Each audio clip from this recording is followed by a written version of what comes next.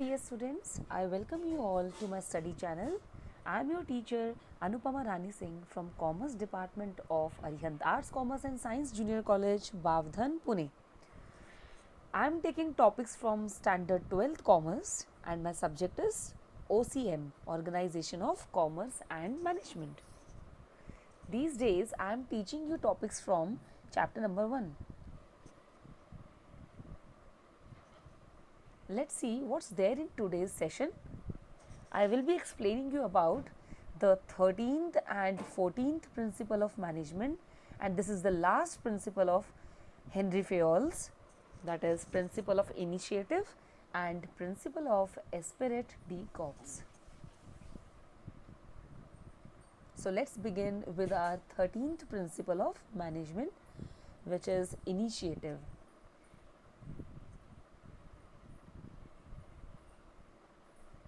Now, initiative means the power of thinking out, proposing and executing.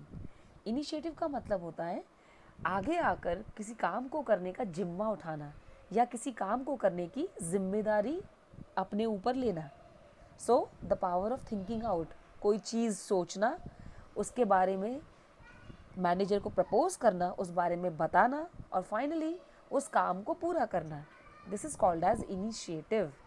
Management should encourage employees to originate and carry out plans.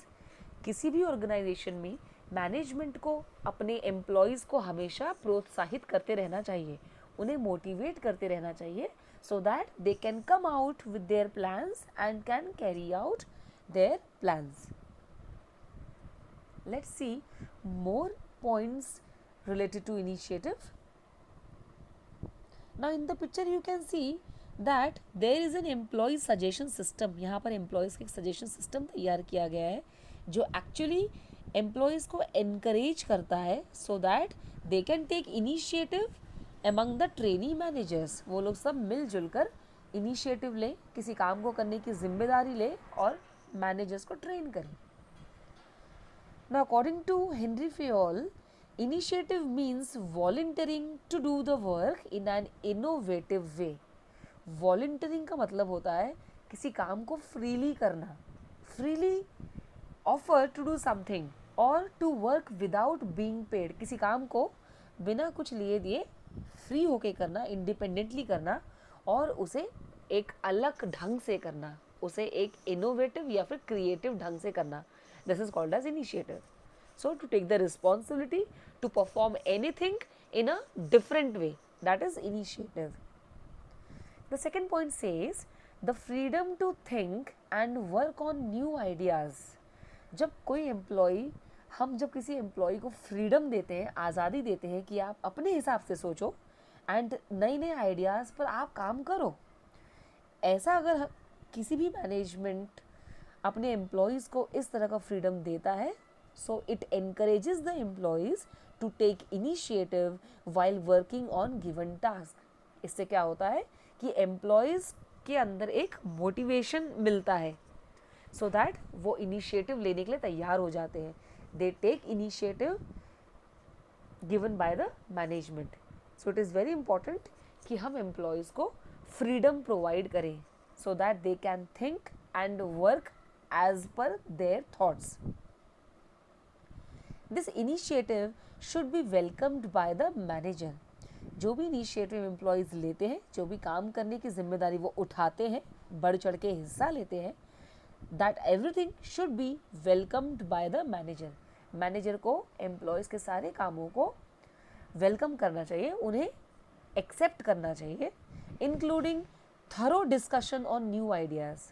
और साथ साथ manager को उनके साथ एक thoroughly discussion भी करना चाहिए, मतलब डिटेल में डिस्कशन, विचार विमर्श, बातचीत भी करते रहना चाहिए.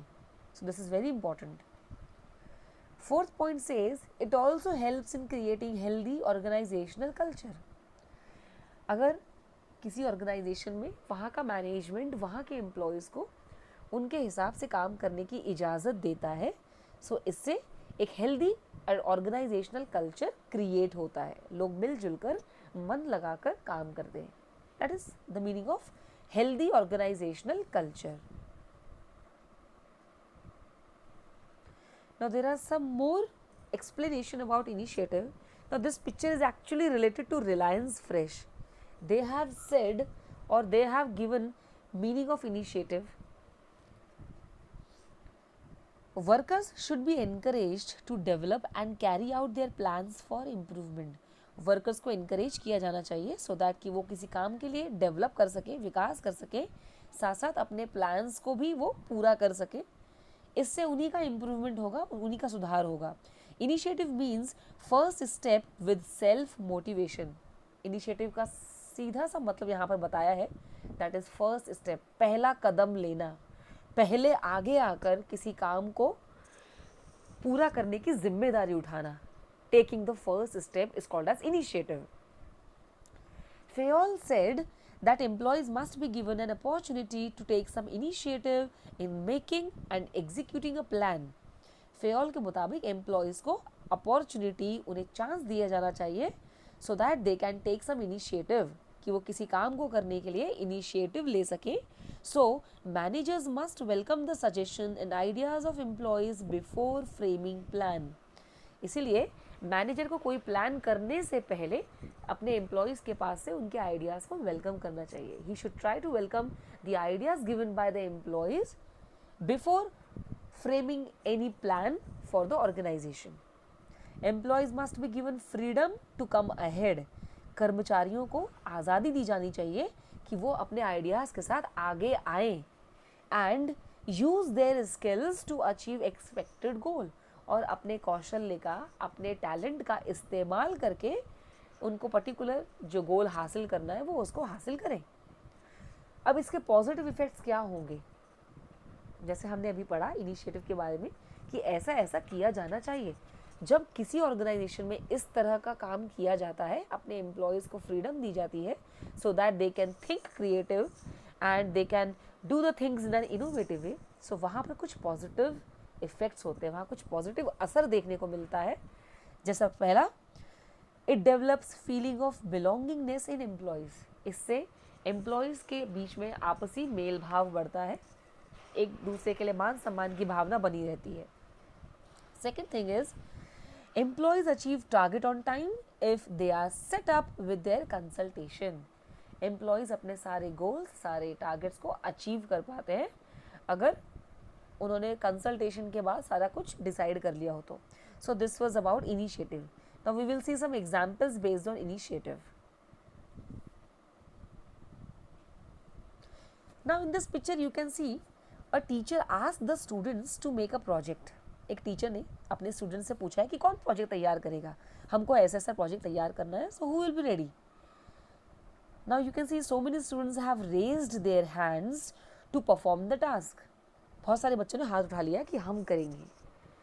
इसका मतलब क्या है कि स्टूडेंट्स ने उस काम को करने के लिए इनिशिएटिव लिया है, वो आगे आकर रिस्पॉन्सिबिलिटी लेने को तैयार है. This is called as initiative taken by students in a class.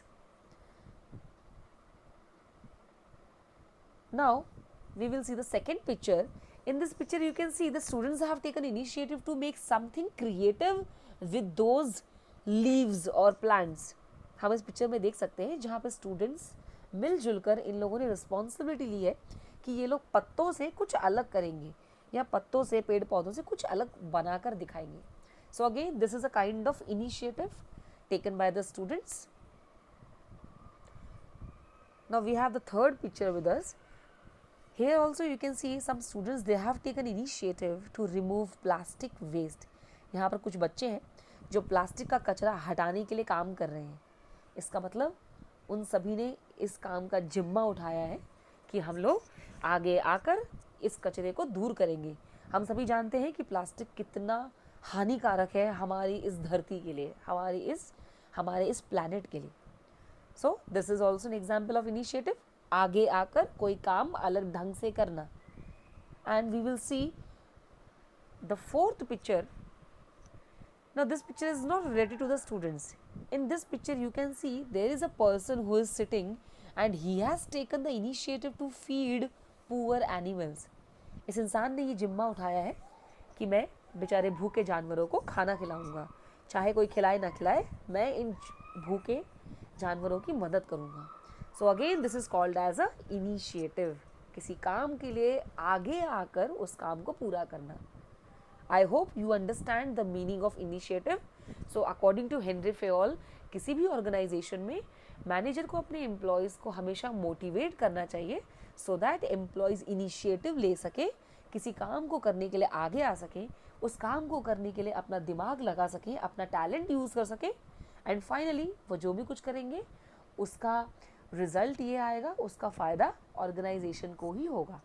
So that the goals of organization can be achieved effectively and efficiently. So this is the meaning of initiative. Now we will see the last and the 14th principle of management, and this is esprit de corps. Now the correct pronunciation of this word is esprit de corps, लेकिन हम लोग बोलने के लिए बहुत से लोग इसको एस्प्रिट डी कॉर्प्स भी कहते हैं. Otherwise the correct pronunciation is esprit de corps. Now here also you can see an image related to esprit de corps. On the right hand side it is written team. इसका मतलब this topic is somewhat related to team. Now promoting team spirit will build harmony and unity within the organization. किसी भी organisation में वहाँ के employees के बीच में team spirit का होना बहुत ज़रूरी है. इससे क्या होगा? Harmony and unity will be maintained. उस ऑर्गेनाइजेशन में हार्मनी बनी रहेगी, आपसी मेल भाव, आपसी प्रेम बना रहेगा, साथ साथ लोगों के बीच में यूनिटी भी बनी रहेगी, एकता भी हमेशा बनी रहेगी. The second point says loyalty, dedication and commitment. So esprit de corps means loyalty मतलब ईमानदारी, लोग डेडिकेशन से काम करेंगे और कमिटमेंट से काम करेंगे. Now we will see more points about this concept esprit de corps. The first point says Henry Fayol has given emphasis on team work. Point to be noted here is team work. Henry Fayol ने सबसे ज़्यादा जो बल डाला है, जो pressure डाला है, एम्फेसिस किया है, वो किया है टीम वर्क पर. एज यू नो कि किसी भी ऑर्गेनाइजेशन में काम करने के लिए लोगों के बीच में एक यूनिटी होना बहुत ज़रूरी है. जहाँ पर लोग यूनिटी से काम नहीं करेंगे वहाँ पर वो काम कभी भी अच्छे ढंग से पूरा नहीं किया जा सकेगा. And we all know management is a group activity. ऐसी बहुत सी चीज़ें हैं जहाँ पर ग्रुप में काम किया जाता है. सो वहाँ पर टीम वर्क का होना बहुत ज़रूरी है. So this is called as esprit de corps. Second point says esprit de corps means union is strength. एकता में ही ताकत है या एकता ही शक्ति है, एकता में बल है. यूनियन मतलब एकता, स्ट्रेंथ मतलब ताकत. सो इसका जो एक्चुअल मतलब है वो है यूनियन इज स्ट्रेंथ. जहाँ एक जुटता है, जहाँ लोग एक साथ है, टुगेदर है, वहीं पर एक्चुअल ताकत है. So esprit de corps means union is strength. The third point says running any organisation is a group activity. किसी भी ऑर्गेनाइजेशन को चलाना इज अ ग्रुप एक्टिविटी, मतलब सबको ग्रुप में काम करना पड़ेगा. And human resources are the valuable assets of the company. And किसी भी ऑर्गेनाइजेशन में वहाँ के सबसे जो कीमती प्रॉपर्टी है वो होती है वहाँ के ह्यूमन रिसोर्सेज, ह्यूमन एसेट्स. इसका मतलब लोग. किसी भी जगह पर काम करने वाले सबसे इम्पॉर्टेंट होते हैं वहाँ के लोग. अगर लोगों के बीच में टीम स्पिरिट नहीं है या लोगों के बीच में आपस में रिलेशंस अच्छे नहीं हैं, सो वहाँ पर काम अच्छे ढंग से नहीं हो सकेगा. The fourth point says if all employees are working as a union. अगर सभी एम्प्लॉयज़ यूनियन के तौर पर काम करें, सब मिलजुल कर काम करें, एंड विद म्यूचुअल ट्रस्ट, और सब आपसी विश्वास के साथ काम करें, तो difficulties can be solved quickly. So कोई भी मुसीबत अगर आती है, कोई भी प्रॉब्लम्स अगर आती है, तो it can be solved quickly and easily. So it is very important to have unity among the employees. The fifth point says, therefore, as a leader, manager should create a spirit of teamwork. इसलिए एक leader होते हुए manager को हमेशा अपने employees के बीच में team work का स्पिरिट बनाए रखना चाहिए and understanding among employees to achieve organisational goals easily.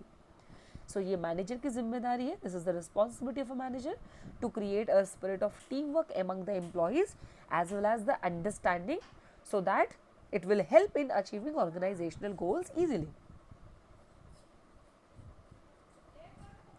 Now we will see one example on teamwork so that तुमको और आसानी से समझ में आ सके what is teamwork.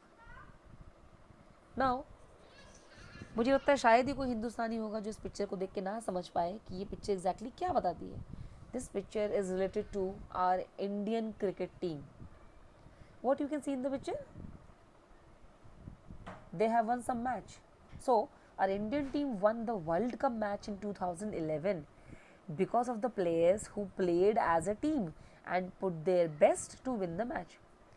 हम लोगों ने 2011 में वर्ल्ड कप मैच जीता था, हम सब जानते हैं. लेकिन वो जीता कैसे था? केवल एक प्लेयर की वजह से तो नहीं. Cricket is a group activity जहाँ पर सारे एम्प्लॉयज़ एक दूसरे के साथ प्रॉपर कोऑर्डिनेशन से प्रॉपर एफर्ट्स लगाकर खेलते हैं. सो वहाँ पर सबसे इम्पॉर्टेंट चीज़ है टीम स्पिरिट होना. सो क्योंकि टीम स्पिरिट था, आपस में अच्छी हारमनी थी, सब कुछ प्रॉपर था and that's why our Indian cricket team won the match in 2011. So I hope this is the best example on team work. जहाँ पर लोग टीम में रह के काम करते हैं वहाँ पर सक्सेस ज़रूर हासिल होती है, वहाँ पर सफलता हासिल ज़रूर होती है. That's why it is said that esprit de corps means union is strength, unity is strength. जहाँ एकजुटता है वही ताकत है. So this was all about the 13th and 14th principle of management.